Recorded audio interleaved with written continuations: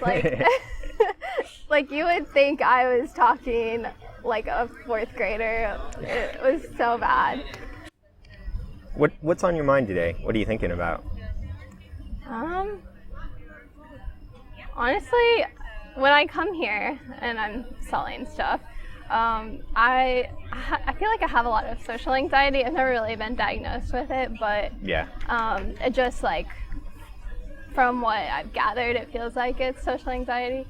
And so coming here, you have to communicate with people, and so it's just like, it's good practice, you know, Oh, yeah. to like get over. The more you do it, the easier it is. Yeah. So I'm focused on that when I'm here. Yeah. So. So, when did you notice that you had that social anxiety? Was it when you started to do this, or long before that? You know, it's weird because I probably have had it all of my life, but I didn't notice until like several years ago, when I guess mental health was more talked about. I think that it stems from when I was a kid, I had dyslexia, and so like I was kind of like the outcast in school. I don't know if you're familiar with like people with learning disabilities where you went to school, but people with learning disabilities, they usually have to like go to a different classroom to take tests or whatever.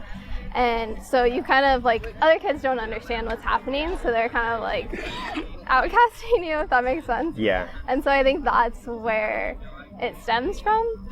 And then I just noticed that like it was happening more because people would talk about having social anxiety and be like, oh, that's what it feels like when I am interacting with people. So then I was like, that's probably what it is. So, have you noticed, how many times have you been here at the farmer's market? Wow, we've been maybe 2 whole months, so maybe 8 times. Okay. Have you noticed your social anxiety changing during that time? Not really. I think that it has gotten better, maybe not over the last few months, but I think I've gotten better at it just like gradually throughout the year. But also when my cousin's with me, it's a little bit easier, you know, when you have someone, and she's like so good at communication. Like, I'm so jealous of her because she just is a social butterfly and knows exactly what to say. Especially with us selling vegan stuff, because a lot of people are not familiar with veganism at all, and they're kind of confused by it, or they're hesitant to try stuff, so it can make conversations a little awkward because they don't really know what to say. But well, you can use that as your opportunity to introduce veganism to them. Yeah, that's true. So, do you enjoy talking with just random people, or? Yeah, I do. As long as I'm not like in my head too much.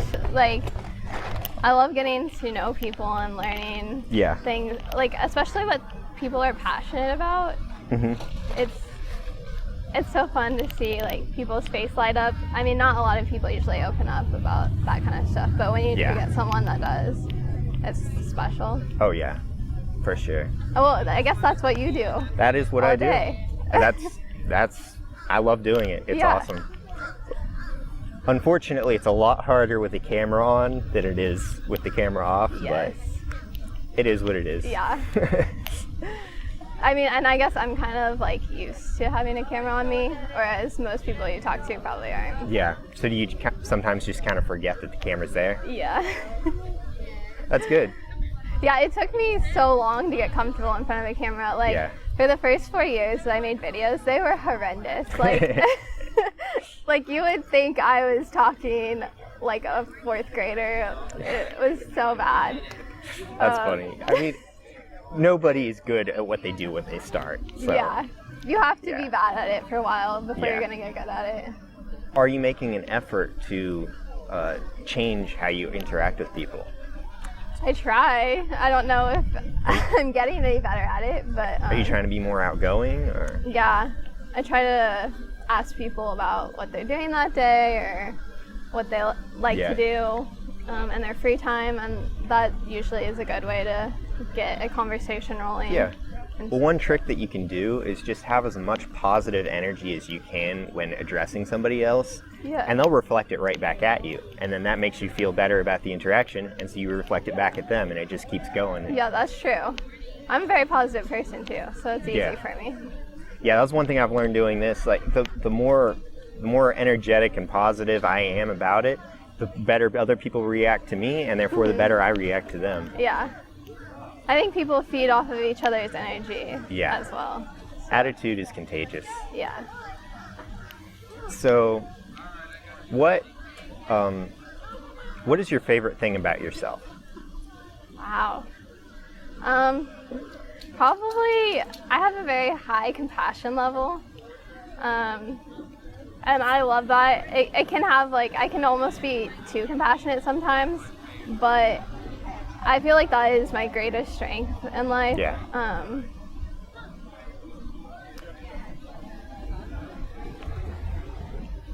I don't wanna I wanna say this accurately.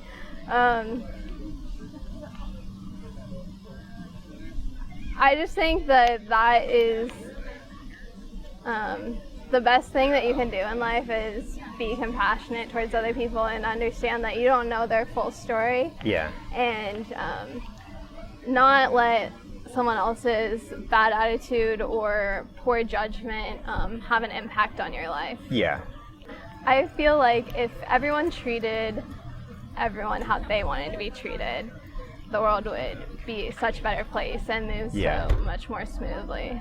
Yeah. You gotta use some discernment with that though, because there are ways that I want to be treated that most people don't want to be treated. And, I see. Yes. Everybody's a little bit different. Yeah. But you gotta maybe just in a general sense of being nice. Yeah. In initial interactions. Yeah. So, is there something about yourself that you're working on improving?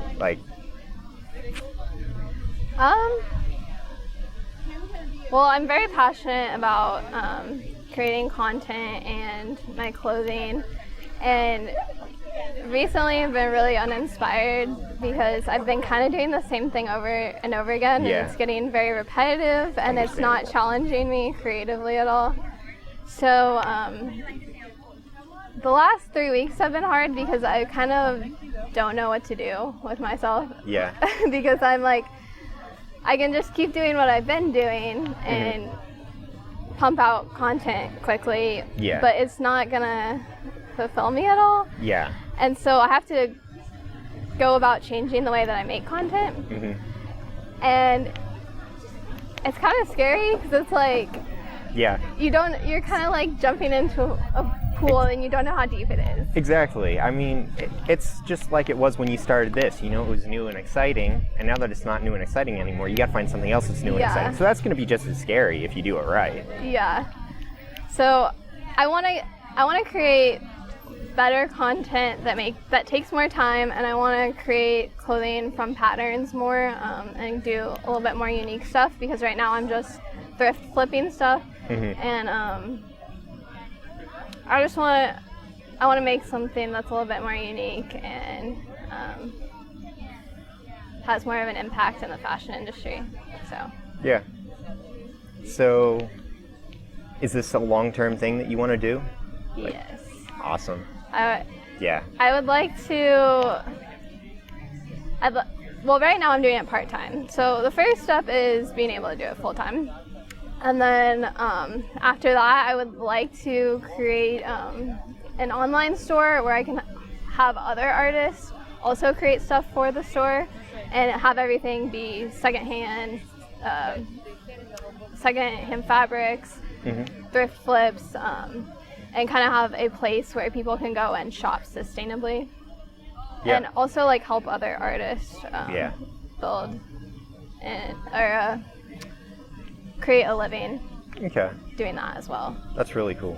Thank you. Yeah, I hate waste too, so I get that mindset. Yes. So what are you thinking you might do to change it up?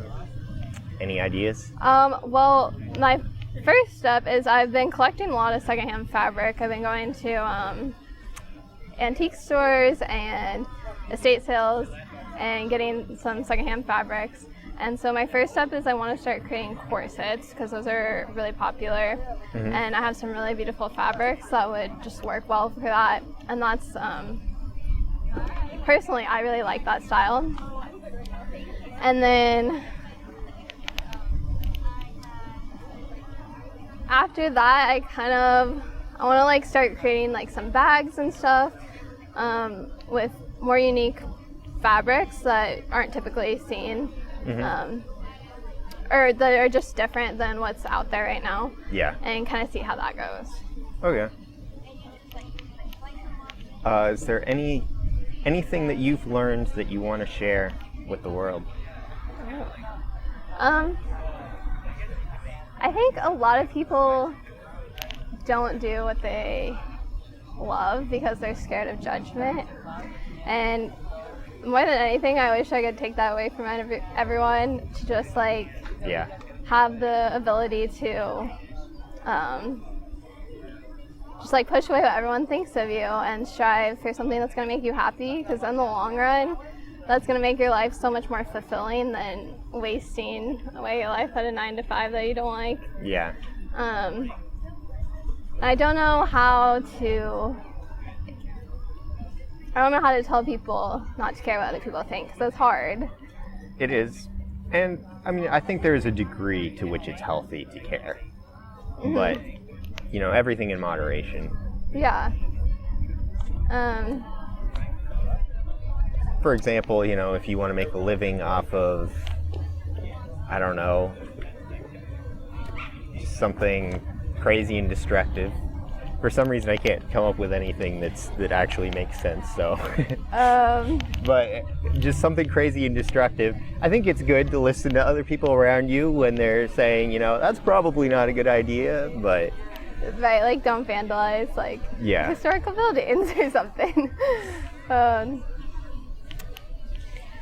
Well, thank you for talking with me. I appreciate it. Yeah. This is so fun. Oh, it is. I love it.